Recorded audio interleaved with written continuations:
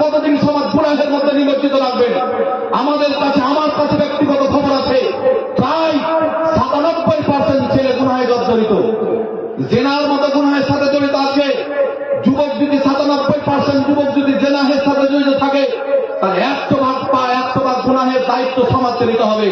সমাজ বিয়েকে কঠিন করেছে, ফলে তারা গুনাহে জড়িত। কেন বলেন? কেন হবে একটা? কেন পয়নামার দিনে বিয়ে ভেঙে যাবে? কেন সাজ করতে দেওয়ার দিনে বিয়ে ভেঙে যাবে? সাজ ইসলামে কোন জায়গায় তাকে সাজ করতে হবে? ছেলের জন্য, মেয়ের জন্য কোন জায়গায় সাজ করতে হবে? মেয়েকে সাজ দিতেই হবে 10 রকম শাড়ি আর 25,000 টাকা খরচ করে। কোন জায়গায় লেখা আছে? একখানা শাড়ি হলে যথেষ্ট, 2খানা শাড়ি হলে যথেষ্ট। ছেলের অবকাত অনুযায়ী, ক্ষমতা অনুযায়ী মেয়েকে যা পাবে তাই আলহামদুলিল্লাহ। তবে বাধ্যতামূলক হচ্ছে মোহর, বাধ্যতামূলক মোহর। আজকে সমাজের মানুষ 5,000 টাকার মোহর দিতে যতটা লজ্জা পায়, এই সমাজের মানুষ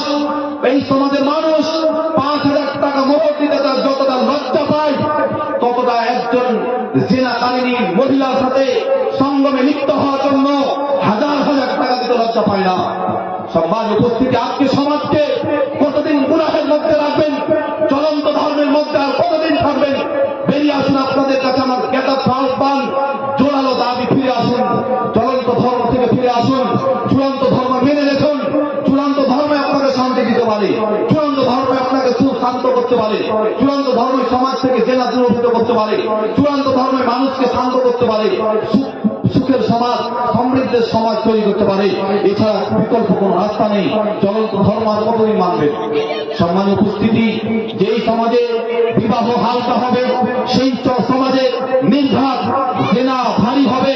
যেই সমাজে বিবাহ হালকা হবে, বিবাহ সহজ হবে, বিবাহ প্রথা, বিবাহ ব্যবস্থা, বিবাহ রীতি যত বেশি সহজ হবে, সেই সমাজে জেনা তত বেশি কঠিন হবে। কারণ 500 টাকা, আমার কাছে একটা 500 টাকার নোট আছে, আর 500 টাকার নোট নিয়ে যখন আমি গিয়ে বলবো যে আমি একটা মেয়েকে এই 500 টাকার বিনিময়ে হালাল করতে চাই, বৈধ উপায়ে আমি স্ত্রী হিসেবে গ্রহণ করতে চাই, প্রস্তাব পেশ করবো মেয়ের বাবাকে, আপনার মেয়েটাকে আমাকে আমার হাতে তুলে দেবেন। আমি কোনোদিন একখানা বিড়ি পান করিনি, কোনোদিন একখানা সিগারেট পান করিনি, কোনোদিন 5 ওয়াক্তের নামাজ ছেড়ে থাকিনি, কোনোদিন ফরজ শ্যাম ছেড়ে থাকিনি, কোনোদিন কোন নারীর দিকে আমি তাকাইনি। আমার ব্যাপারে আপনি আমার এলাকাতে জিজ্ঞাসা করতে পারেন, আপনি আমার বাবা মাকে জিজ্ঞাসা করতে পারেন। তবে আমার কাছে আর্থিক অবস্থা খুব বেশি নেই, প্রতিদিন 250 থেকে 200 টাকা ইনকাম করি। আমি টাকা 5,000 জমা করবো এরকম পরিস্থিতি আমার কাছে আসে না। ফলে 500 টাকা জড়ো করেছি, 500 টাকা জোগাড় করেছি। এই 500 টাকার বিনিময়ে আপনি আমার মেয়েটাকে তুলে দেবেন, আমার হাতে তুলে দেবেন, আমার ইজ্জতের হেফাজত করার জন্য, আমার সতীত্বকে টিকানোর জন্য, আমার নিজেকে বাঁচানোর জন্য আমাকে আপনার মেয়েটাকে তুলে দেবেন। নির্ঘাত আমার বিশ্বাস, চলন্ত ধর্মের রীতি, নির্ঘাত আমার বিশ্বাস, নির্ঘাত আমার মন বলছে ওই মেয়ের বাবা আগে প্রথমে কিছু দেখা গেল না, জুতা দেখাবে। নাটক করতেছি তো 500 টাকা দিয়ে তুমি নাটক পেয়েছো। যে বাজারে 500 টাকার সমান পাওয়া যায় না, সেখানে তুমি মেয়ে দিতে এসেছো। অথচ এই সমাজে বিয়েটাকে কতটা কঠিন মনে করছে, দেখুন কতটা কঠিন। তাই বাক্য ব্যবহার করতে লজ্জা পেল। লজ্জা করবেন না, আমি বলতে লজ্জিত, এরপর আমার বলতে বাধ্য। এই 500 টাকা নিয়ে যদি ধুলিয়ানের মতো জঘন্য জায়গাতে যায়, তখন এই কাজ শেষ হয়ে যাবে। যে সমাজের মানুষ একটা ভালো ছেলের হাতে 1,000 টাকা 500 টাকার বিনিময়ে হালাল উপায়ে বৈধ পথে একটা ছেলের ইজ্জতকে হেফাজত রক্ষার্থে, একটা ছেলের সতীত্ব হেফাজত রক্ষার্থে 500 টাকা বা 1,000 টাকার বিনিময়ে মেয়ে দিতে যেই সমাজ লজ্জা পায়, লজ্জার কাজ মনে করে, আমি মনে করি সেই সমাজকে চায়ের কাপে ডুবে মরে যাওয়া উচিত, বা আপনাদের পার্শ্ববর্তী গঙ্গায় পাথর বেঁধে মরে যাওয়া উচিত। হালাল পথকে হারাম মনে করছেন, অথচ হারাম পথকে আপনারা সহজ করে দিয়েছেন। তৈরি থাকুন সমাজ কিয়ামত আল্লাহকে জবাব দেওয়ার জন্য, তৈরি থাকুন। বলবেন বুঝলি আল্লাহকে, হ্যাঁ আমাদের সমাজে চলছে, আমরা করেছি, বলবেন আর কি বলছেন না?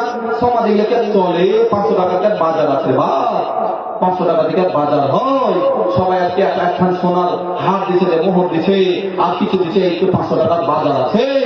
আপনি বলবেন আল্লাহকে, হ্যাঁ আমাদের সমাজে চলতো, আদেশ করানোর পরে কথা আমাদের সমাজে চলতো, তাই মানেনি। আপনি বলবেন আল্লাহকে, এই বলার জন্য আপনি করে থাকুন। যদি পারেন সমাজে মানেন, আর যদি মনে করেন না আমার রীতিটা ভুল, আমার সিদ্ধান্ত ভুল, তবে ফিরে আসুন। ফিরে আসার জন্য আপনাকে আমি আহ্বান জানাচ্ছি। আল্লাহ রাব্বুল আলামিন বলেন সূরা মায়েদার মধ্যে, ওয়াইদা কিলা লাহুম তাআলাউ ইলা মা আনজালাল্লাহু ওয়া ইলা রাসূল, নবী আপনি যখন সমাজের মানুষকে, ইহুদি খ্রিস্টানদের যখন আপনি বলবেন ফিরে এসো তোমাদের মত থেকে, ফিরে এসো তোমাদের পথ থেকে, ফিরে এসো তোমাদের রীতি থেকে, ফিরে এসো তোমাদের নীতি থেকে, ফিরে এসো তোমাদের চরিত্র থেকে, ফিরে এসো তোমাদের এই সিস্টেম থেকে, শিষ্টাচার থেকে, আল্লাহর দিকে, ওই আল্লাহর দিকে যে আল্লাহ রাব্বুল আলামিন আমাকে রাসূল হিসেবে প্রেরণ করেছেন, ওই আল্লাহর দিকে, ওই নবীজির, ওই রাসূলের দিকে যে আল্লাহ রাব্বুল আলামিন আনজালাল্লাহ মা আনজালাল্লাহ, আল্লাহর পক্ষ থেকে যা নাযিল করা হয়েছে, ওয়াইলা রাসূল, রাসূলের বৈশিষ্ট্যের দিকে, রাসূলের নীতিবিধির দিকে তোমরা ফিরে এসো। নবী আপনি যখন তাদেরকে কথা বলতে যাবেন, তারা বলবে ক্বালু, তাদের উত্তর আসবে এরকম, তাদের প্রতি উত্তরটা এরকম আসবে, হাসবুনা মা ওয়াজাদনা আলাইহি আবাআনা, আমাদের জন্য আমরা সন্তুষ্ট, আমরা খুশি, আমাদের জন্য যথেষ্ট ওইটা যেটা আমাদের বাপ দাদার থেকে আমরা পেয়েছি, যেটা আমাদের বাপ দাদার থেকে আমরা পেয়েছি, সেইটা আমার জন্য যথেষ্ট। আল্লাহ তাআলা বলছেন লা ইয়াওয়ালাউ কানা লা আওয়ালাউ কানা আবাউহুম, যত অধিক, অথচ তাদের বাবা মা, অথচ তাদের বাপ দাদারা, অথচ তাদের পূর্বপুরুষরা লা ইয়ালামুনা শাইআন ওয়া লা ইয়াহতাদুন, তারা এই বিষয়ে কিছু জানতো না এবং তারা হেদায়েতের পথেও ছিল না, এই বিষয়ে তাদের জ্ঞানও ছিল না, বুদ্ধিও ছিল না, বিদ্যাও ছিল না, বুদ্ধিমত্তাও ছিল না, তাদের অভিজ্ঞতা ছিল না, কোনোটাই ছিল না, তারা হেদায়েতের পথেও ছিল না, হেদায়েতে ছিল না, জ্ঞান ছিল না। দুইটা খারাপ গুণ থাকার ফলে তারা বলবে বাপ দাদার রীতিটা আমাদের যথেষ্ট, এটা আমাদের যথেষ্ট নয়। সম্মানের উপস্থিতি, চলন্ত ধর্মের রীতি আজকে বলুন, দেখুন, সব চলন্ত ধর্মের রীতি দেখুন, কেউ নিজের ছেলেদেরকে আলেম তৈরি করে না, তাই আমি আলেম তৈরি করবো না। অথচ চূড়ান্ত ধর্ম হচ্ছে প্রতিটি মানুষকে, মুসলমান নর নারীকে ইসলামী শিক্ষা করা ফরজ। বলেন তো দেখে, আজকে আপনার টাকাওয়ালা ব্যক্তি 5, 7, 10 লক্ষ টাকার আজকে আপনি মালিক, আপনি মাস গেলে প্রায় 43,000 টাকা ইনকাম করতে পারেন, বছর শেষে আপনার হিসাব কিতাব করে দেখেন 4, 5, 10 লাখ টাকা আপনার এমনি বেঁচে যায়, এই টাকা থেকে আপনি জাকাত দেবেন, বলেন তো এই জাকাত কিভাবে হিসাব করতে হয় জানেন আপনি? এই হিসাব আপনাকে শিখতে হবে। ইসলাম আপনাকে উদ্বুদ্ধ করেছে, ও আপনাকে অনুমতি দিয়েছে, বলেছে, শুধু অনুমতি দেয়নি, উদ্বুদ্ধ দেয়নি, বলেছে ফরজ, ইসলামে শিক্ষা করা ফরজ।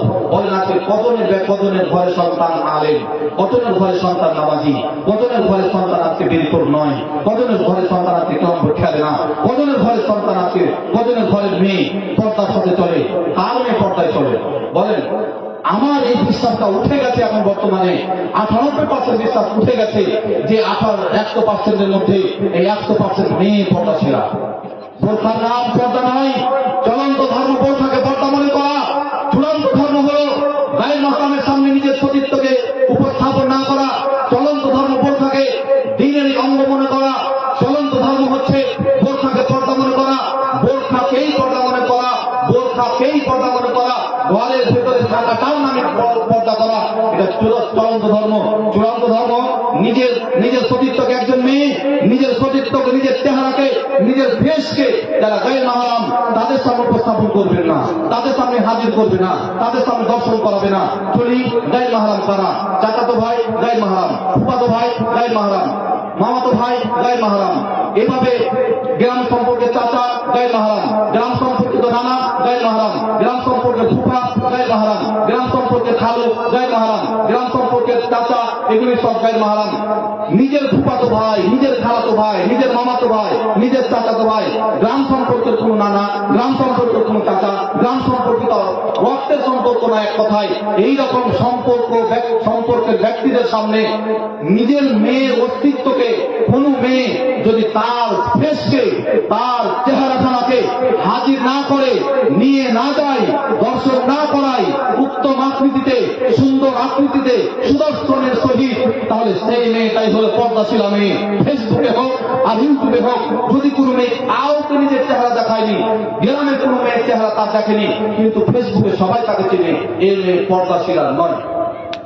এই মেয়ে পর্দাশীলা নয়, এই মেয়ে পর্দাশীলা নয়। পর্দাশীলা কে? তাকে অনলাইন চেনে না, তাকে অফলাইন চেনে না। চেনে কে? নিজের বাপ, চেনে কে? নিজের ভাই, চেনে কে? নিজের দাদা, চেনে কে? নিজের নানা, চেনে কে? নিজের খালু, চেনে তাকে কে? নিজের ফুপা, চেনে কে? নিজের চাচা। এই যে রক্তের সম্পর্কিত যারা মাহরাম, যাদের সাথে বিবাহ করা আল্লাহ হারাম করেছে, এই সব ব্যক্তিদের বাদ দিয়ে অন্য কারো সামনে কোন মেয়ে যদি নিজের চেহারা কেউ হাজির করে, তাহলেই হলো সেই চেহারা, সেই মেয়ে। কখনোই সেই মেয়ে পর্দাশীলা মেয়ে নয়। আমরা মনে করি বোরখা পরে যাচ্ছে তাই মেয়েটা পর্দাশীলা। তাই তো কতদিন আগেই শুনেছিলাম যে বোরখা পরা মেয়ে একটা পাগল করেছে। কেন? বোরখার মধ্যে পাগল করা যায়। আজকে সমাজে যারা বোরখা বিক্রি করছে তারাও সাবধান হয়ে যান। যেই বোরখা বিক্রি করে ইনকাম করছেন, এই টাকা আপনাদের হালাল হবে তো? আপনি নিজের বিবেককে প্রশ্ন করবেন। মাদ্রাসায় হেড মাওলানাদেরকে জিজ্ঞাসা করবেন যে আমি এই ফ্যাশন করে বোরখা বিক্রি করি, মানুষ ছেলেরা যাতে মেয়েটাকে সুন্দর মনে করে, এটা মনে করে আমরা বিক্রি করি আমাদের ব্যবসাকে টিকে রাখার জন্য। তাই আমাদের ব্যবসা হালাল হবে তো?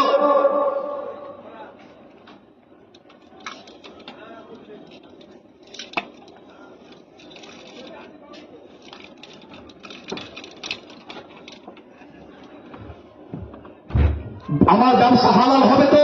আমি এই হালাল ব্যবসা করতে পারছি তো? আমার ব্যবসাটা হালাল হচ্ছে তো? আমি হালালের পথে আছি তো? ইসলাম যেমন কোন জিনিসকে হারাম করেছে, তার সাথে ইনকাম করার যতগুলি ব্যবস্থাপনা সবগুলি আপনার হারাম হয়ে যাবে। মনে রাখবেন, যদি একটা মেয়েকে এইরকম করে তার চেহারাকে নষ্ট করা যায়, সম্ভব হয়, তাহলে এই মেয়েকে এই বোরখা দ্বারা যদি সমাজ বিকৃত হয়, সমাজের ক্ষতি হয়, গুনাহের কারণ হয় বোরখা, তাহলে আপনার বিবেককে প্রশ্ন করবেন, এই বিক্রি করা বোরখায় আমার টাকা হালাল তো? এই টাকায় খেয়ে আমার ইবাদত দিব্যি আল্লাহ তাকে কবুল হচ্ছে তো? প্রশ্ন করবেন নিজেকে। চলন্ত ধর্ম, আপনাকে যদি বলতে যাই, চলন্ত ধর্ম নিয়ম আরো আছে। চলন্ত ধর্মের নিয়ম হচ্ছে মদ পান করবো, জুয়া খেলবো, যা করি করবো। যখন মৌলভী সাহেব আমার বাড়িতে খেতে চাইবে না, মৌলভীকে তাড়িয়ে দিতে হবে। জুয়া খেলতে পারি, সুদ খেতে পারি, মদ্যপান করতে পারি, আর কিছু করতে পারি, লটারি বাজ হতে পারি, দুর্নীতি বাজ হতে পারি, আমার বাড়িতে মৌলভী সাহেব খাবে না, মানে মৌলভীকে গ্রামে থাকতে হবে না। অথচ চূড়ান্ত ধর্ম হলো একজন ইমামকে খাওয়াবো, হালাল খাবার খাওয়াবো, একজন ইমামকে, একজন সৎ মানুষকে খাবার খাওয়াবো, একটা ভালো বৈধ পবিত্র খাবার খাওয়াবো। পবিত্র যেখানে খাবার খাওয়াবো, মানুষ আমিও পবিত্র হয়ে যাবো, এই নিয়াত হওয়া উচিত ছিল। অথচ আজকের সমাজ এই নিয়াতে চলে না। আজকের সমাজকে যদি আমি বলতে যাই, সমাজ আপনি বলেন তো, সমাজে মসজিদ খরচ ব্যবস্থা, বিবাহ ব্যবস্থায় মসজিদ খরচ নেওয়া হয়, এটা চূড়ান্ত ধর্মের নীতি তো? বাতাসা খরচ নেওয়া হয়, এটা চূড়ান্ত ধর্মের নীতি তো? মসজিদ খরচ, বাতাসা খরচ, ডাকুয়ানি, দাইমা, ওই যে দাইমা ছেলে হওয়ার সমাজে যে টাকা নেওয়া হতো, এই টাকা নেওয়া এটা জায়েজ তো? সবগুলি এটা ইসলামের নীতি তো? এটা চূড়ান্ত ধর্মের নীতি তো? যদি বলেন চূড়ান্ত ধর্মের নীতিটা এমনি মানছেন, কেন মানছেন? আপনার প্রশ্ন, এমনি আমরা মানছি, কেন মানছেন? বলেন কেন মানছেন? আল্লাহ যদি বলে এভাবে, কেন মানছেন? বল কেন মানছেন? আমি বললাম এগুলি করিস না, তোরা ওটা করলি, কেন করলি? এই কেন যখন করবো উত্তর দিতে পারবে? কিয়ামতে ভাববেন না আপনি এইভাবে, আপনি এই যে আজকে আপনার যে পাওয়ার, আজকে আপনার যে দল, আজকে যে আপনার বল, আপনার ক্ষমতা, এই নিয়ে কিয়ামতের মাঠে উঠবেন না। প্রতিটি মানুষকে আল্লাহ রাব্বুল আলামিনের সম্মুখে এককভাবে দাঁড়াতে হবে, এককভাবে এক করে আল্লাহর কাছে দাঁড়াবে, সাথে কেউ থাকবে না, এক দাঁড়াবেন। কিভাবে দাঁড়াবেন? উলঙ্গ অবস্থায় পোশাকহীন ভাবে, একবারে উলঙ্গ অবস্থায় পোশাকহীন ভাবে, এইরকম সুন্দর একটা পোশাক থাকবে না, একটা মাফলার থাকবে না, টুপি থাকবে না, একটা কোন পোশাক থাকবে না। মায়ের পেট থেকে যেভাবে দুনিয়াতে এসেছিলেন, ঠিক এইভাবে আপনাকে দিয়ে কিয়ামত উঠতে হবে। বলেন আপনাকে সেই দিন কেমন হবে? আল্লাহ রাব্বুল আলামিন বলছেন, ইয়াউমা ইয়াফিরুল মারউ মিন আখিহি, তার ভাই তার থেকে পালিয়ে যাবে, ওয়া উম্মিহি ওয়া আবিহি, তার মা তার থেকে পালিয়ে যাবে, তার ভাই তার থেকে পালিয়ে যাবে, ওয়া সাহিবাতিহি ওয়া বানিহি, তার স্ত্রী তার থেকে পালিয়ে যাবে, তার পুত্র সন্তান তার থেকে পালিয়ে যাবে, কোন স্ত্রী যে স্ত্রীর জন্য পিতামাতাকে খাবার দেওয়া বন্ধ হয়ে যায়, কোন স্ত্রী যে স্ত্রীর জন্য আলাদা সংসার করতে বাধ্য হয়ে যায়, কোন স্ত্রী যে স্ত্রীর সাথে আজকে আমার ফ্যামিলিতে সম্পর্ক ভালো নেই, কোন স্ত্রী যে স্ত্রীর জন্য রাত্রে খাবার নিয়ে আসতাম দোকান থেকে কিনে মাকে না দেখিয়ে বাবাকে না দেখিয়ে তার মন জয় করার জন্য, কোন স্ত্রী যে স্ত্রীর জন্য পোশাক কিনে দিয়েছি মাকে না দেওয়া আগে স্ত্রীর ব্যবস্থা করে দিয়েছি, কোন ছেলে যেই ছেলেদেরকে ভালো পজিশনে নিয়ে যাওয়ার জন্য ভালো অবস্থায় নিয়ে যাওয়ার জন্য চুরি করেছি, সমাজের যে সরকারি যে যতগুলি অর্থ সেগুলিকে আমি মেরে খেয়েছি, রাস্তার ঢালাই খেয়েছি, রাস্তার রড খেয়েছি, গরিব মানুষের ইট খেয়েছি, মানুষের সমাজের হক মেরে খেয়েছি,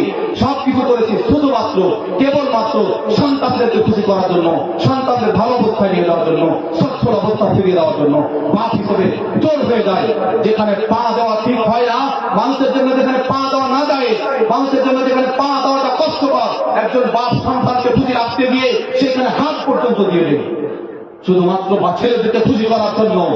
নিজে না খেয়ে আমার বাবাকে দেখেছি, আপনারা যারা এখানে বাবা বসে আছেন সবাই সকল বাবার একটাই নিয়ম যে নিজে যদি মাংস না খেতে পাই বাবা ছেলেকে আগে খাওয়ায় না, সেই সব ছেলেরা সন্তানরা আপনার থেকে পালিয়ে যাবে, আপনাকে একা করে দেবে, একা হয়ে যাবে রাত্রি। সেই দিন আপনি আল্লাহর দরবারে দাঁড়াবেন। আজকে আপনি চলন্ত ধর্ম মানছেন, যেই সমাজ আপনাদের প্রয়োজন মনে করে না আপনি সেই সমাজকে প্রয়োজন মনে করে করলেন। যে সমাজ আপনাকে ছাড়া সমাজ দিব্যি চলছে, আপনাকে ছাড়া সমাজ 24 ঘন্টা চলছে, সেই সমাজকে নিয়ে আপনি চলার চেষ্টা কেন করছেন? আরে আপনার বাবা অনেক ক্ষমতাশীল ব্যক্তি ছিল, আপনার বাবা একটা বিজ্ঞ বিচারক ছিল, আজকে আপনার বাবা নেই, সমাজ চলে না, দিব্যি সমাজ চলছে।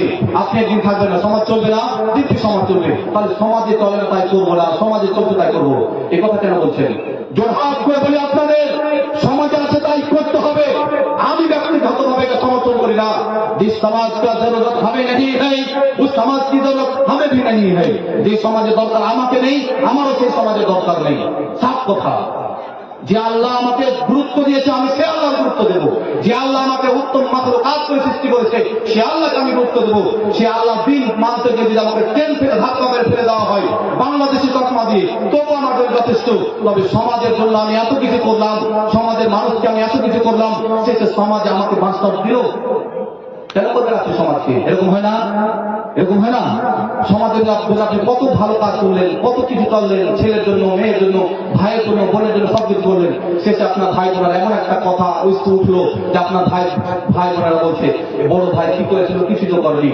অথচ বড় ভাই মানে হলো বাবার পরের যে মর্যাদাটা, অর্থাৎ বড় ভাই, যারা বড় ভাই এখানে আছেন আপনাকে চলন্ত ধর্মের কথা বলি। চলন্ত ধর্মের নিয়ম হলো বিবাহ করলে পরে যুক্ত হওয়া যাবে না। চলন্ত ধর্ম, চূড়ান্ত ধর্ম হচ্ছে বিবাহ করার পরে ছেলেকে আলাদা করে দিতে হবে। চলন্ত ধর্ম বিয়ে করলে নাকি যুক্ত হলে আলাদা হলে এটা সমাজের দৃষ্টিতে খারাপ দেখা হয় না। চূড়ান্ত ধর্ম বিয়ে করার পরে ছেলেকে আলাদা করে দাও, বাবার দায়িত্ব থাকে ততদিন পর্যন্ত যতদিন না পর্যন্ত তার বিয়ে দেই। এখানে একজন আলেম আছে, আলেমকে জিজ্ঞাসা করবেন যদি আমার কথা বলার। চলন্ত ধর্ম বিয়ে করলে ছেলেকে এক সংসারে রাখতে হবে। চূড়ান্ত ধর্ম বিয়ে করে দেওয়ার পরে সংসার আলাদা করে দিতে হবে। সমাজ আপনাকে বলছি আমি, সম্পত্তি যখন ভাগ হয় বাবার মরে যাওয়ার পরে অনেক জায়গাতে দ্বন্দ্ব লেগেছে, অনেক জায়গাতে সমস্যা হয়েছে, সম্পত্তি ভাগ করছে। আর আমি ছিলাম সবচেয়ে বড় ভাই, মানে আমি বাবার পরের যে সন্তানটা জন্ম দেওয়া সন্তান আমি ছিলাম। আমার বাবার বয়স যখন 40 তখন আমার বয়স 20, কথা ঠিক। বাবার বয়স যখন 40 আমার বয়স তখন 20, অর্থাৎ আমি 20 বছরের ছেলে। তার মানে আরো 4 বছর আগে থেকে আমি বাবার সাথে ইনকাম করেছি, 16 বছর বয়স থেকে ইনকাম করেছি। আর আমার বাবার বয়স যখন 60 তখন আমার সব থেকে ছোট ভাইটার বয়স 15। সব থেকে ছোট ভাইটার বয়স 15। এবার যখন বাবা 62 বছর বয়সে মারা গেছে, ছোট ভাইটা খুব যুক্তিতে ভালো করে শুনবেন, ছোট ভাইটার বয়স তখন 17 আর আমার বয়স তখন কত হবে? বললে কত হবে? 42। কত বছর হবে? 42। সমাজের মুরব্বীরা এসেছে জমি সম্পত্তি ভাগ হবে, ভাগ করতে গিয়ে এরা বলছে সমান সমান ভাগ হবে। ছেলেরা সমান পাবে, মেয়েরা তার অর্ধেক পাবে, বোনেরা হাফ পাবে, ভাইরা ডবল পাবে, ভাগ করতে গেছে। কিন্তু বড় ভাই একদিকে গিয়ে খুব কিন্তু আফসোস করছে, কিছু বলতে পারছে না।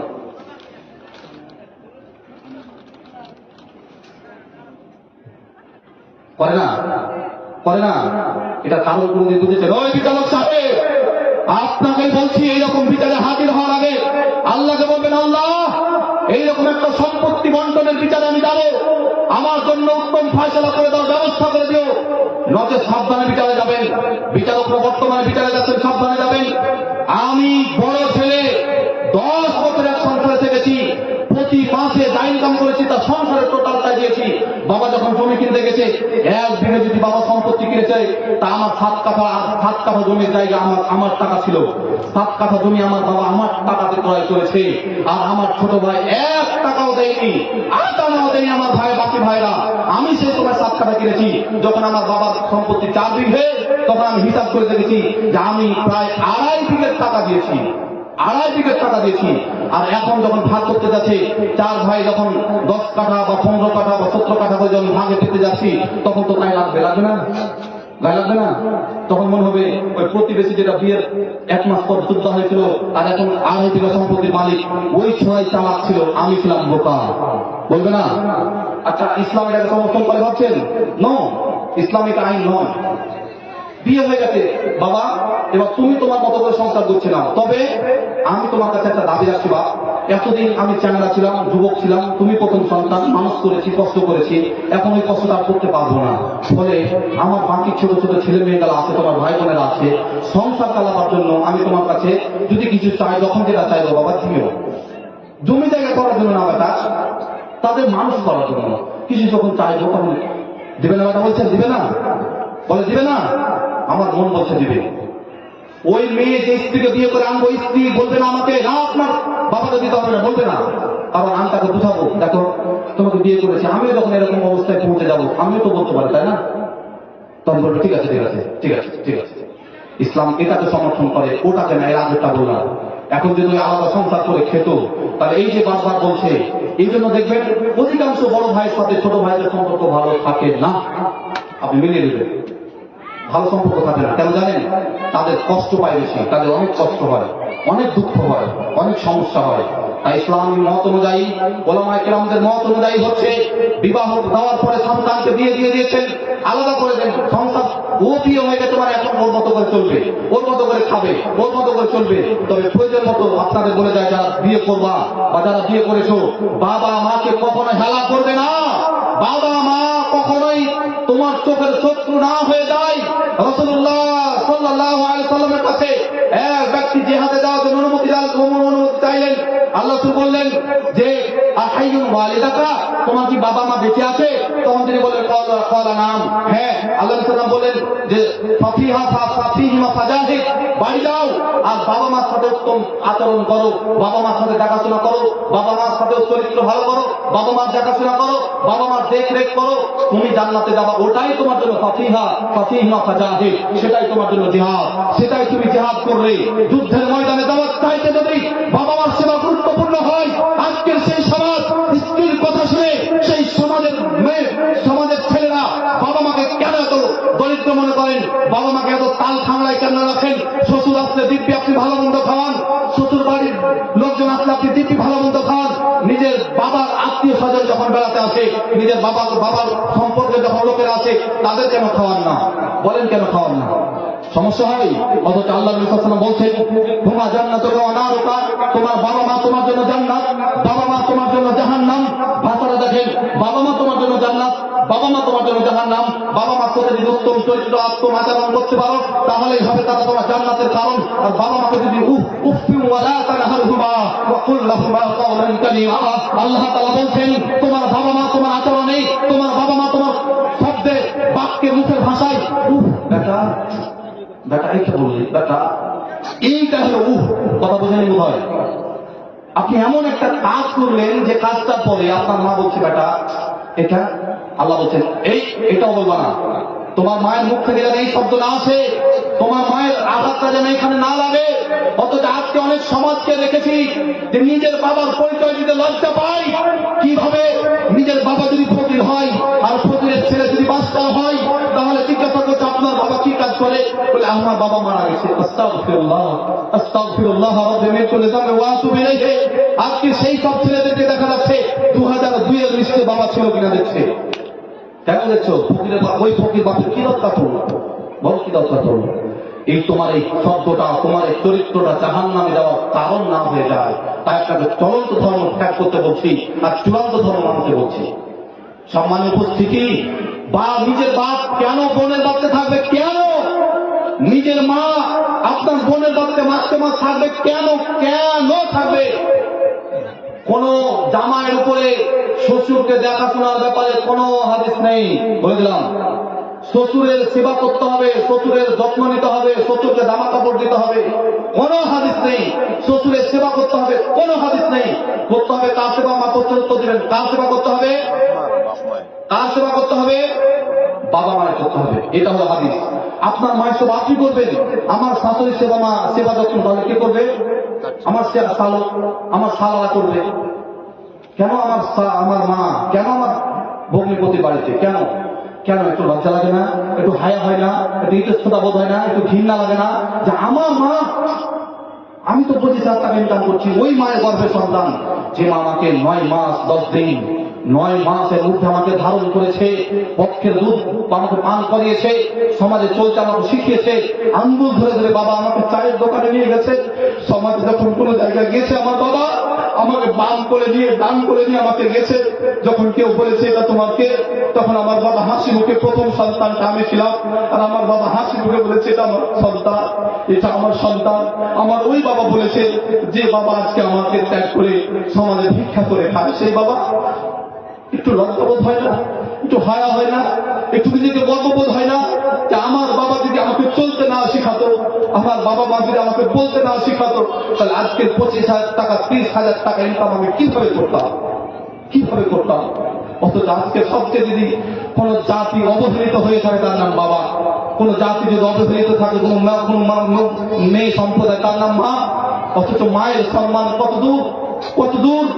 নিজের চামড়াকে যদি জুতার ক্ষেত্রে ব্যবহার করা যায়, নিজের শরীরের চামড়াকে ছিঁড়ে খালিয়ে যদি জুতা বানানো যায়, আর ওই জুতাখানা যদি মায়ের পায়ে দেওয়া যায়, বাবার পায়ে দেওয়া যায়, আর বাবাকে যদি বলা যায় বাবা তোমার যত ইচ্ছা তুমি তত ব্যবহার করবা, এখন হাতের চামড়াটা দিয়েছি তোমাকে, পুরো শরীরের চামড়াখানা তোমার জন্য জুতার ব্যবস্থা করা হবে, এরপরেও মায়ের আপনি কিভাবে সেবা পূরণ করবেন, কিভাবে বলেন?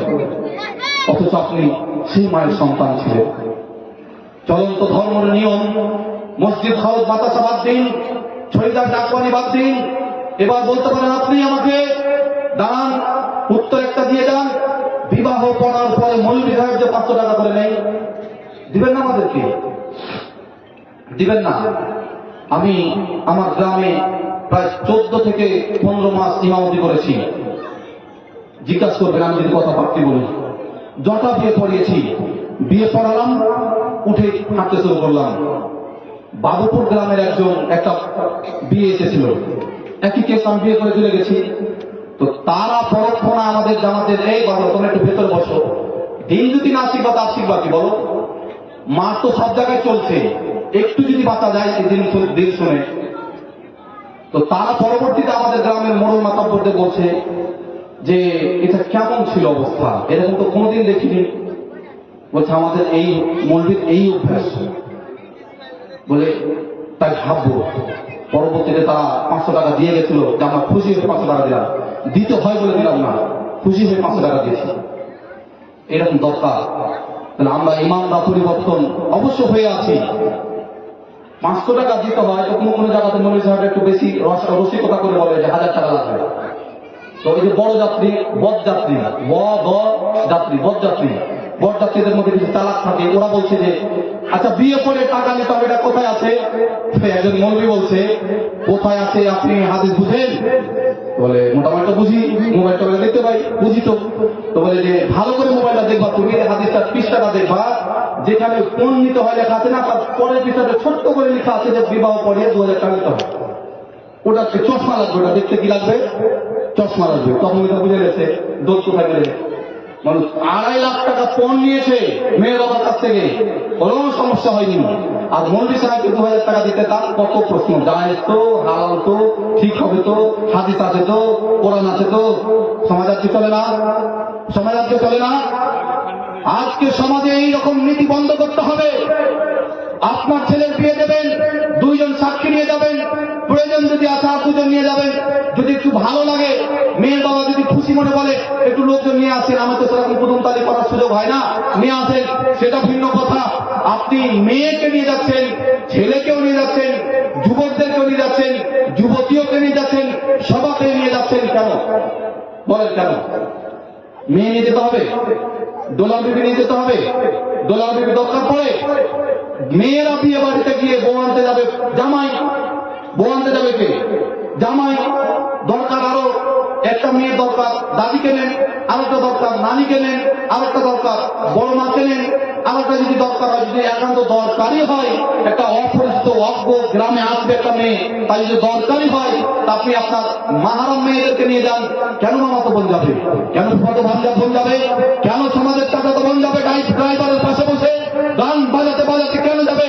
যদি কোন বিয়েতে গান বাজাতে বাজাতে কোনো বড় যাত্রী বরযাত্রীর গাড়ি আর ডোলার বিবি যায়, আর যদি গুনাহ হয়ে যায়, ওই গুনাহের বোঝা ছেলে বাবাকে নিতে হবে, ওই ছেলে বাবাকে নিতে হবে। আপনি তৈরি থাকুন, আমার সবগুলি প্রশ্ন আপনাকে ফেলে যাচ্ছে আজকে, আপনি তৈরি থাকুন। আল্লাহ এটা জায়েজ ছিল। এবার আপনি আমাকে বলবেন, এই মনে সাহেব আপনার বিয়েতে বরযাত্রী গেছে, আপনার বিয়েতে ডোলা বিবি গেছে। নো, মেয়ে যাওয়ার কোনো কাজ ছিল না বাবজি। আমার নানি আর আমার দাদি আর আমার বড় মা, মানে আমার মায়ের যেটা বড় দা, এই তিনজন মেয়ে গেছিল। আপনি জিজ্ঞাসা করতে পারেন। সম্মানের উপস্থিতি আপনাকে আমি বলি, চলন্ত ধর্ম মানুষকে আর্থিকভাবে ক্ষতিগ্রস্ত করে, চূড়ান্ত ধর্ম মানুষকে আর্থিকভাবে সচ্ছল করে। আপনি দেখবেন বিয়েতে যদি বিয়ের পরে খাওয়ার ব্যবস্থা হয়, তার নাম হলো ওয়ালিমা। কি বললাম? বিয়ের পরে ছেলে কি খাওয়াবে? ওয়ালিমা। ওয়ালিমাতে সমাজের অভাবী মানুষটা দাওয়াত পেল না, সমাজের যে মাংস কিনে খেতে পায় না এই মানুষটা দাওয়াত পেল না। আর কেউ দাওয়াত পাক আর না পাক, আপনার এমএলএ সাহেব কিন্তু বাদ যায় না। বলেন, আপনার এমপি সাহেব বাদ যায় না। এটা ওয়ালিমা না, এটা ফ্যাশন। বলেন, এটা ওয়ালিমা না, এটা ফ্যাশন। এটা ফ্যাশন। এই ফ্যাশন নামক চলন্ত ধর্মের সাথে আর কতদিন জাতি থাকবেন বলেন? আর কতদিন থাকবেন? আর আমরা বলবো কতদিন বলেন? বলেন আপনি আর কতদিন আমরা বলবো? অপরমুখিত হয়ে গেছেন, দাড়ি তো সাদা হয়েই গেছে, এক পাটা কবরে চলে গেছে, আর কতদিন এভাবে মানবে বলেন? আর কতদিন মানবে? তবে ওয়ালিমার নামে যে রীতি চলছে, এই রীতি বন্ধ করেন। ওয়ালিমার নামে যে নীতি চলছে, এই নীতি বন্ধ করুন। ওয়ালিমা সিস্টেম, শরিয়তের সিস্টেম। আল্লাহ রাসূল সাল্লাল্লাহু আলাইহি ওয়াসাল্লাম যখন ওমর ইবনে খাত্তাব রাদিয়াল্লাহু আনহুর মেয়েকে যখন বিয়ে করলেন হাফসাকে, আল্লাহ রাসূল বললেন, হে আবু হুরায়রা, মানুষকে ওয়ালিমার দাওয়াত দিয়ে দাও। যারা দাওয়াত, একটা ছাগল কাটার ব্যবস্থা করলেন, ছাগল জবাই করতে বললেন, আর একটা ছাগল জবাই করার মাংস কতজন খাবে গো? বলেন কতজন খাবে? তাহলে যতজন খাবে ততজনকে সেই মতো পরিমাণ করে ওয়ালিমাতে নিমন্ত্রণ করলেন। আপনি ধার করে মানুষকে কেন দাওয়াত পত্র করবেন? কেন বিয়েতে ছেলে বাবা ধার করবেন? মেয়ের বাবা কেন ধার করবে বলুন? ধার করবেন কেন আপনি? বলেন কেন করবেন? টাকা আপনার 50,000 আছে, 100 মানুষকে খাওয়াতে পারবেন, ও ঠিকই ওয়ালিমা করেন। আর যদি না পারেন, আপনি না করেন, ধার করে ওয়ালিমা কেন করবেন? আপনি করবেন কেন? কেন করবেন আপনি? এই ধার সমাজের মানুষ শোধ করবে, এই ধার সমাজের মানুষ শোধ করবে। যেসব এমএলএ এমপি সাহেবরা, প্রধান মিনিস্টার, এমপি, বড় বড় মোড়ল মাতাল করে সমাজের মানুষ এসেছে দাওয়াত খেতে, সেসব মানুষকে ধার পরিশোধ করবে? কেউ ধার করবে না। আপনি তাদের জন্য কেন ধার করতে যাচ্ছেন? এটা চূড়ান্ত ধর্ম, চূড়ান্ত ধর্ম। যা সামর্থ্য আছে তাই খাওয়াবে। পারবো ইনশাআল্লাহ, পারবো ইনশাআল্লাহ। আর একবার খারাপ লাগবে, একটু খারাপ লাগবে প্রথম লাগুক, দেখবেন 5 বছর পর এটাই ঠিক হয়ে যাবে। ঠিক হবে না? 5 বছর পর দেখবেন এটা অভ্যস্ত হয়ে যাবে, মানুষ এটাই করতে লাগবে। ধার হয় না, কর্জ হয় না, সমস্যা হয় না, বিয়ে গাড়ি খরচা বাঁচে, 15,000 টাকা 10,000 টাকা ধার করে হলে সাহায্য করতো, সেটা বেঁচে যাচ্ছি। সবই যখন হালকা হবে, বিয়ে হালকা হবে না? হবে না? বিয়ে হালকা হবে না? হবে না? হালকা হবে। জেনা ভারী। এই যে ওই পাড়াতে ফোন করছে, মনে সাহেব একটু দরকার ছিল আসা, মানে উত্তর ছিল রাতের ভাই আমাকে ফোন করা, মানে এগুলি হবে না। যখন হবে সব দিনে, যখন হবে তখন বলে সব দিনে হবে, আর রাতে ফোন হবে না। আমরা বলি ইমাম সাহেবকে ফোন রাতে করবো না দিনে করবো? দিনে করবেন সব, আর রাতে না। রাতের যুগ বাদ দেন। রাতে কাজ যারা করে, রাতে খারাপ কাজ কারা করে? যারা রাতের অপেক্ষায় থাকে তারা করে। বিয়ে করবেন, জানিয়ে করবেন। দাওয়াত দিতে না পারলেন তো কি হলো? সবাই জানবে আপনার বিয়ে হচ্ছে, বিয়ে থাকছেন, এটা সবাই জানবে। লোকটা বিয়েতে নিমন্ত্রণ করেননি। আর একটা কথা, চলন্ত ধর্মের সাথে আমরা দিন বিয়ার সাথে কিভাবে জড়িত হচ্ছি, দিনের দিন চলন্ত ধর্মের সাথে আমরা কিভাবে অভ্যস্ত। লোকটা বিয়েতে, আমার মেয়ের বিয়েতে আমাকে বলেছিল, তা এখন যদি তাকে না বলতে খারাপ হবে না? না, টাকা না কি বলবেন না, প্রথম কথা বলে দিচ্ছি। এবার আমরা আসি, অনেকেই খাওয়া দাওয়ার ব্যবস্থা করি। আগে 20 বছর আগে, 15 বছর আগে আমরা নিজের চোখে দেখেছি যে বিয়েতে ছেলেরা খেতে বসেছে, খেয়ে উঠবে এরকম অবস্থাতে মেয়েদেরকে ডাকতে গেছে, যেত না? মেয়েদের কথা বুঝি চলে যাও, মেয়েরা খেতে চলে যাও, এরকম বলে বলতো না? আজকে ওটা আছে? আজকে আছে ঘোড়াঘুড়ি, গুতাগুতি। যে জাতি খাওয়ার জন্য গুতাগুতি করে ওই জাতি আর কখনো ভালো হতে পারবে? যে জাতি খাচ্ছে মানুষ তার সামনে চেয়ার কাড়াকাড়ি করে সে জাতি আর ভালো হতে পারবে? তাই খারাপ অভ্যস্ত বাদ দেন, সমাজে ফিরে আসুন, ভদ্রতা বজায় রাখুন। বিয়ে খেতে যাবো না, ওই বিয়েতে যেই বিয়েতে ওই নিমন্ত্রণ অংশগ্রহণ করবো না, ওই নিমন্ত্রণ ওই দাওয়াত গ্রহণ করবো না, ওই দাওয়াত যে দাওয়াতি ব্যবস্থাপনায় যেখানে খাওয়া দাওয়ার ব্যবস্থা নারী পুরুষের সব অধিকার এক সমান, নারী পুরুষ একই সাথে বসবে, সামনাসামনি বসে খাবে, চেয়ার কাড়াকাড়ি হবে, ধাক্কাধাক্কি হবে, আজ পেটো খাবার মানে আর্ধেক পেটে গেছে আর্ধেক পাতে আছে, ওই দাওয়াতে আমি অংশগ্রহণ করবো না। এটা হলো ভদ্রতা। এটা কি বলেন তো? এটা ভদ্রতা।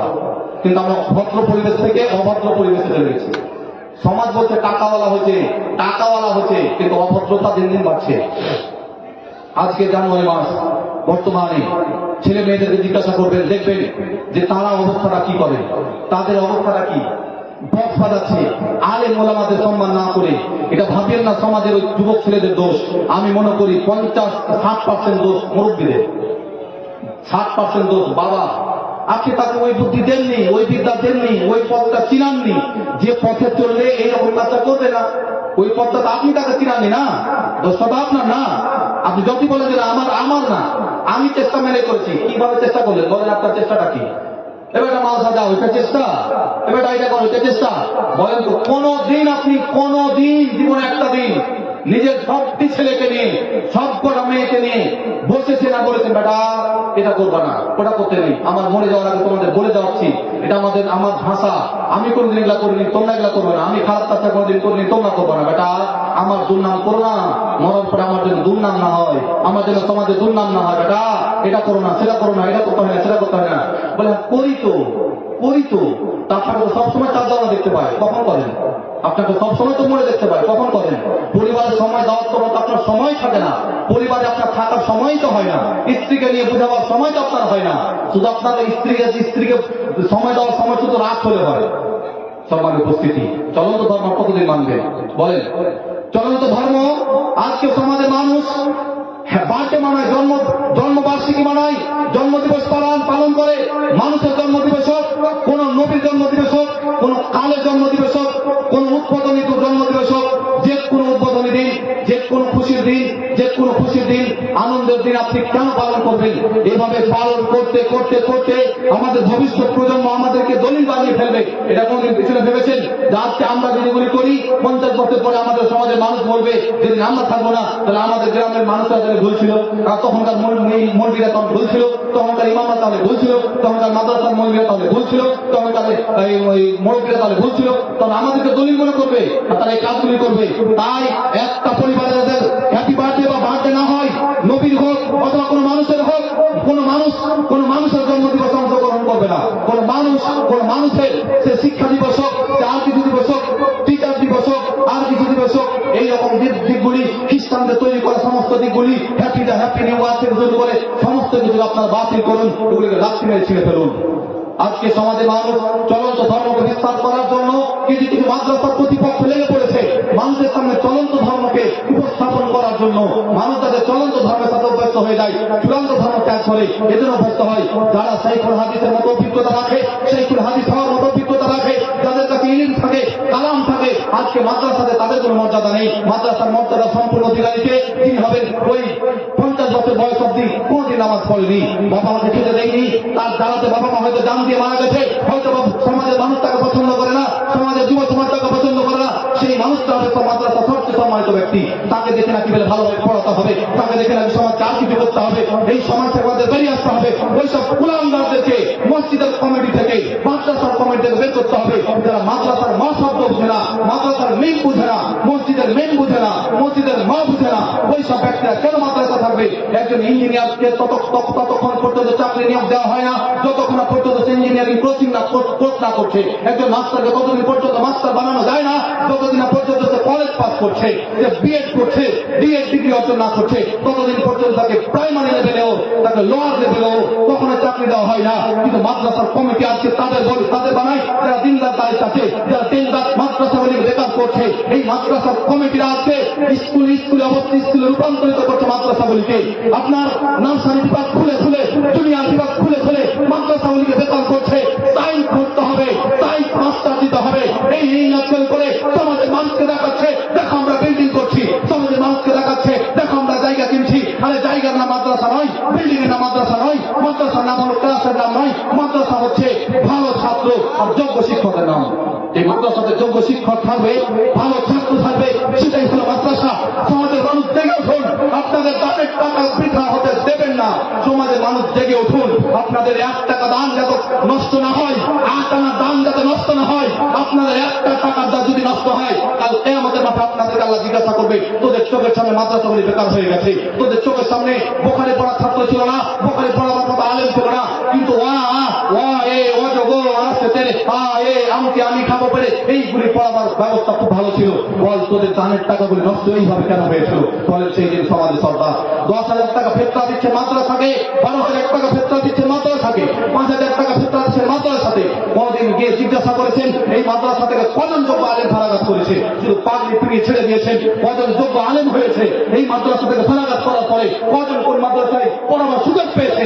বলেন আপনারা আমাদেরকে। যদি প্রমাণ না দিতে পারেন আজকে থেকে আমরা বলে দিলাম এই মাদ্রাসাতে 1 টাকা দান করা হবে না। হ্যাঁ, আপনি তৈরি করুন মাদ্রাসা ওই রকম আলেম, আপনি আলেম ওই রকম তৈরি করুন যারা মাদ্রাসা থেকে ফারাগাত করার পরে অন্য একটি মাদ্রাসায় চাকরি করবে, অন্য একটি ভালো সমাজে কাজ করবে, সমাজে ভালো আলেম হিসেবে আখ্যায়িত হবে। আপনি তৈরি করুন 10,000 যেন দিনটা পর্যন্ত উদার করে দেবো, দিনটা পর্যন্ত কলেজা পর্যন্ত ছেড়ে দেব। আজকে আপনাদের পার্শ্ববর্তী মাদ্রাসাগুলি খোঁজ নিয়ে দেখুন অবস্থাটা কি হয়েছে, কাদের সাথে মাদ্রাসা দিয়েছেন, কাদের সাথে মাদ্রাসা দিয়েছেন, কারা মুক্তি পরিচালনা করছে। একজন রাজনীতিবিদকে মাদ্রাসা দিয়েছেন, বলেন আমি যদি রাজনীতিতে অংশগ্রহণ করি সমাজের মানুষ আমাকে ভোট দেবে, সমাজের মানুষ আমাকে এমপি এমএলএ বানাবে? একটাও বানাবে না। এই বুদ্ধিটুকু আপনাদের আছে। কিন্তু যে মানুষটা সারাক্ষণ রাজনীতি করে, হক কথা পছন্দ করে না, সত্য কথা বলতে লজ্জা পাই, আলেমদেরকে দেখে জুতা মারতে চাই, আর যারা বলে হাদিস মানতে সমস্যা, কোরআন মানতে কোনোদিন সমস্যা নেই, আহলে কোরআন যারা আহলে হাদিস হতে পারেনি তাদেরকে আমরা সেক্রেটারি, ক্যাশিয়ার, সভাপতি বানিয়েছি। হতে পারে এই কথাগুলি বলার আগে বলার পরে হয়তো আমাদের প্রশ্ন করা হবে। সমাজের মানুষ, আমি আপনাদের জন্য নয়, আমি আল্লাহর জন্য বলছি। আল্লাহর জন্য কথা বলার জন্য আপনারা আমাকে সাহায্য করবেন ইনশাআল্লাহ। সাহায্য করবেন, সাহায্য আপনাদের করতে হবে। কারণ আমার ভয়ের তোয়াক্কা না করে, প্রশ্ন সম্মুখীনের তোয়াক্কা না করে আমি কথাগুলি বলছি। জাতির সম্পদ মাদ্রাসার বাঁচাতে হবে। এই ভারতে যদি মাদ্রাসা শেষ হয়ে যায়, মাদ্রাসাগুলিকে স্কুল হয়ে যায়, যারা বলছে আজকে মাদ্রাসাগুলিকে মাদ্রাসা থেকে আইপিএস বের করতে হবে, এই ডিএম বের করতে হবে, ডিজি বের করতে হবে, ডিএসপি বের করতে হবে, আইপিএস বের করতে হবে, ইঞ্জিনিয়ার বের করতে হবে, মাস্টার বের করতে হবে। আজকে তারা কেন চুপ? অসীম সরকার যখন কোরআনের বিপক্ষে আঙ্গুল তুললো, তারা উত্তর দেওয়ার জন্য কেন মাস্টারকে পাঠাচ্ছে না, কেন ইঞ্জিনিয়ারকে পাঠাচ্ছে না, কেন বৈজ্ঞানিক পাঠাচ্ছে না, কেন সায়েন্স পাঠাচ্ছে না, কেন আলেমের প্রয়োজন পড়বে, কেন আলেমের দরকার হবে? তার মানে আলেমরা হলো দুর্নীতির পাহারাদার, আলেমরা হলো দুর্নীতির বিরুদ্ধে পাহারাদার, আলেমরা হলো মিথ্যার বিরুদ্ধে পাহারাদার, আলেমরা হলো সমাজের অরাজকতার বিরুদ্ধে পাহারাদার, আলেমরা হলো সমাজের সত্যের পাহারাদার, আলেমরা হলো ন্যায়ের পাহারাদার, আলেমরা হলো দ্বীনের পাহারাদার। আর আলেমদেরকে যদি মাদ্রাসা থেকে তাড়ানো হয়, আলেমদেরকে যদি মাদ্রাসা থেকে তাড়িয়ে দেওয়া হয়, আলেমদেরকে যদি মসজিদ থেকে তাড়িয়ে দেওয়া হয়, আলেমদেরকে যদি থানায় ডাকা হয়, আর সমাজের মুসলিম সমাজ যদি তাদেরকে সাপোর্ট না করে, বলেন এই জাতি আর কতদিন ঘুমিয়ে থাকবেন? বলেন আর কতদিন ঘুমিয়ে থাকবেন? আমরা কতদিন বলবো আপনাদের দানের টাকা শেষ হয়ে যাচ্ছে, আপনাদের দান করার টাকা শেষ হয়ে যাচ্ছে, আর কতদিন বলবো? বলেন কতদিন বলবো? আল্লাহর কাছে আমি দোয়া করবো আল্লাহ রাব্বুল আলামিন যেন আমাকে নির্ভীক বলিষ্ঠ কণ্ঠে হকের পক্ষে, সত্যর পক্ষে, বাতিলের বিরুদ্ধে সদা সর্বদাই যেন হক কথা বলার, সঠিক কথা বলার জন্য আমাকে বলার জন্য আল্লাহ যেন তৌফিক দেয়, কবুল করে নেয়। আমার জন্য দোয়া করবেন, আমিন। আপনাদের কাছে আমি জোরালো দাবি রাখি, চলন্ত ধর্মের রীতি অনেকগুলি তুলে ধরা হয়েছে। চূড়ান্ত ধর্ম যেগুলি নয়, যেগুলি চূড়ান্ত ধর্মের রীতি, সেগুলি চলন্ত ধর্ম মনে করে আমরা মানি না। সমাজের উপস্থিতি আছি, আমরা সমাজের দিকে না দেখে, পরিবারের দিকে না দেখে, সমাজকে না চিন্তা করে, আল্লাহর ভয় করে, আল্লাহকে ভয় করে, আল্লাহর ভয়ে যেন আমরা সমাজের অরাজকতা কাজ, সমাজের দুর্নীতি, মিথ্যা, অনকল, নকল সবগুলি যেন আমরা ছেড়ে দিয়ে আল্লাহর ভয়ে যেন সত্য, সঠিক, ভালোটা মেনে চলতে পারি। ইহকাল শান্তির জন্য, পরলৌকিক জীবনে মুক্তির জন্য আল্লাহ যেন কবুল করেন, আমিন। ওয়া আখিরু দাওয়ানা আনিল হামদুলিল্লাহি রাব্বিল আলামিন। ওয়াসসালামু আলাইকুম ওয়া রাহমাতুল্লাহি ওয়া বারাকাতুহু।